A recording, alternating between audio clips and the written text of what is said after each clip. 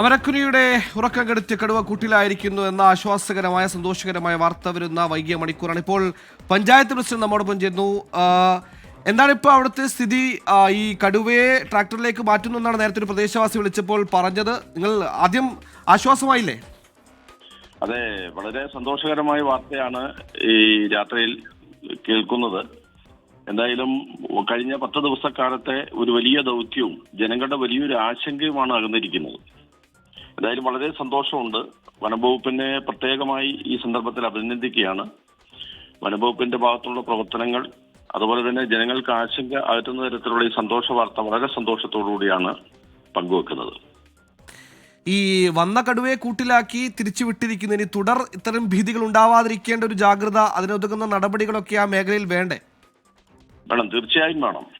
ജനങ്ങൾ കുറേ ദിവസമായി വലിയ ഭീതിയിലായിരുന്നു. കുട്ടികൾ സ്കൂളിൽ പോകാൻ കഴിയുന്നില്ല, ക്ഷീരകർഷകർക്ക് തോട്ടത്തിലിറങ്ങാൻ സാധിക്കുന്നില്ല, വിളവെടുപ്പ് തടസ്സപ്പെടുന്ന സാഹചര്യം.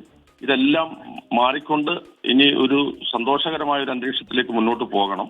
ഇനിയും ഇത്തരത്തിലുള്ള സംഭവങ്ങൾ ഉണ്ടാകാത്ത തരത്തിലുള്ള ക്രമീകരണങ്ങളാണ് വനം വകുപ്പിന്റെയും ഡിപ്പാർട്ട്മെന്റ് തലത്തിൽ നിന്നൊക്കെ ഉണ്ടാവേണ്ടത്.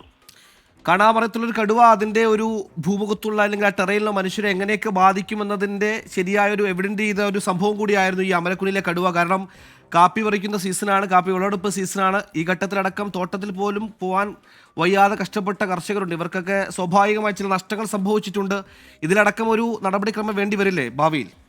തീർച്ചയായും വേണം. ഞാൻ എന്തായാലും ആ സംഭവ സ്ഥലത്തേക്ക് പോയിക്കൊണ്ടിരിക്കുകയാണ്. ഓക്കെ, ഈ പറഞ്ഞതനുസരിച്ചാണെങ്കിൽ ഈ കടുവയുടെ ആരോഗ്യസ്ഥിതി മോശമാണെന്ന് മനസ്സിലാക്കാൻ കഴിഞ്ഞത്. അങ്ങ് നിങ്ങളുടെ അടുത്തുള്ളവരുമായി സംസാരിച്ചപ്പോൾ അങ്ങനെ തന്നെയാണോ? കടുവ പാനിക്കായിരുന്നോ? അതെ, കടുവ വളരെ ക്ഷീണിതയാണെന്നുള്ള ഒരു അഭിപ്രായമാണ് കേൾക്കുന്നത്. ആരോഗ്യത്തിന് വളരെയധികം ക്ഷീണം സംഭവിച്ചിട്ടുണ്ടെന്നാണ് അറിയാൻ സാധിച്ചത്. തീർച്ചയായും ഈ ഘട്ടത്തിൽ പ്രതികരിച്ചത് നന്ദി. സ്ഥലത്ത് എത്തിയതിനു ശേഷം കൂടുതൽ കാര്യങ്ങൾ വ്യക്തമാകുമെന്ന് മനസ്സിലാക്കുന്നു.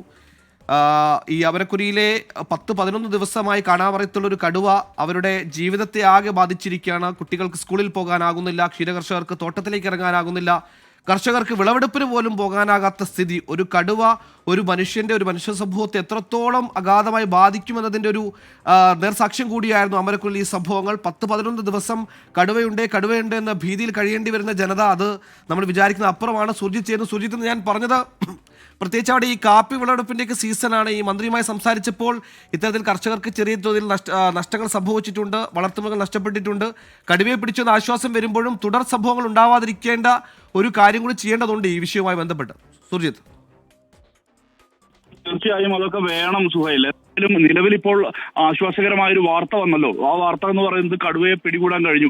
ഈ കടുവ വലിയ വയനാട്ടിലെ ജനത അഭിമുഖീകരിക്കുന്ന പ്രശ്നങ്ങൾ എന്ന് പറയുന്നത് വലിയ രീതിയിൽ ഇത്തരത്തിൽ വന്യമൃഗശല്യം വലിയ അളവിൽ നേരിടുന്ന ഒരു സാഹചര്യമുണ്ട്. എന്തായാലും കടുവ കൂട്ടിലായിരിക്കുന്നു, അത് വലിയ ആശ്വാസമാണ് ഈ പ്രദേശവാസികളെ സംബന്ധിച്ചിടത്തോളം. എന്തായാലും നമ്മൾ ആ സ്പോട്ടിലേക്ക് പോവുകയാണ്. എന്തായാലും കടുവ കൂട്ടിലായിരിക്കുന്നു. 10 നാൾ, അത് ആദ്യത്തെ ഈ കാറ്റ് ലിഫ്റ്റിങ്ങിന് ശേഷം കടുവ കൂട്ടിലായത് 10ാം നാളാണ്. എന്തായാലും ആ ഒരു ദൗത്യം വനംവകുപ്പ് വല വിരിച്ച് കാത്തിരുന്ന, കണ്ണിമ ചിമ്മാതെ കാത്തിരുന്ന ദിവസങ്ങളാണ് കഴിഞ്ഞ ദിവസങ്ങൾ. അത് നമുക്ക് അറിയാം കൃത്യമായി. അവിടെ അത്രയും വലിയൊരു ഇടപെടൽ, സർവ്വസന്നാഹത്തോടുകൂടിയുള്ള ഇടപെടൽ ഇതെല്ലാം തന്നെ ഉണ്ടായിരുന്നു. ഇതിനിടയിലാണ് ഇപ്പോൾ കടുവ കൂട്ടിലായിരിക്കുന്നത്. കടുവയെ ആദ്യം കൊണ്ടുപോകുന്നത് ഇരുളത്തേക്കാണെന്നുള്ള വിവരമാണ് നമുക്ക് ലഭ്യമാവുന്നത്.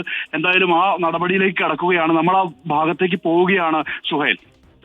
തീർച്ചയായും സുർജിത്ത് സ്ഥലത്ത് തന്നെ ഉടൻ എത്തുമെന്ന് പ്രതീക്ഷിക്കുന്നു. നമുക്ക് ഈ വാർത്തകളും അതിനപ്പുറത്ത് അതിൻ്റെ കൂടുതൽ കാര്യങ്ങളും അറിയേണ്ടതുണ്ട്. കടുവയുടെ ആരോഗ്യസ്ഥിതി, കടുവ എങ്ങോട്ടേക്ക് മാറ്റുന്നു, ഇനി എന്തൊക്കെയായിരിക്കും തുടർ നടപടിക്രമങ്ങൾ, അങ്ങനെ ഇതുമായി ബന്ധപ്പെട്ട സമഗ്ര വിവരങ്ങൾ അറിയാം വളരെ ചെറിയ ഇടവേളയ്ക്ക് ശേഷം.